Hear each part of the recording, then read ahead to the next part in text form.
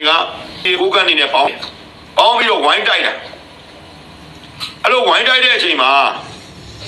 မြို့ခံပြည်သူကလည်းအများသွားပြင်ကကျွန်တော်50တောင်မပြောချင်ဘူးအားလုံးဝိုင်းပြီးအားပေးကြတယ်တိုက်ကြတိုက်အဲ့ချိန်မှာမိုင်းမိနေပြီဒေါ်စုကြည်ရဲ့ထမင်းကအနမ်းဒီကောင်းလေးရှူလို့ကောင်းနေတဲ့အချိန်တချို့သောပြည်သူလူတော့တိုက်ပေါ်ပါလေတော့တိုက်ချတယ်ချလဲကြောင့်နောက်ကြမှာသဘုံတွေရဲ့ရက်စက်မှုအပေါင်းအတရဘူးစောင်းနေဆိုတာကိုတက်မတော်ပုံကန်တဲ့လူကလည်းတည်သွားတယ်တက်မတော်သားမိသားစုတွေကိုဘိုက်ကောက်လုပ်တဲ့လူတွေကလည်းတည်သွားတယ်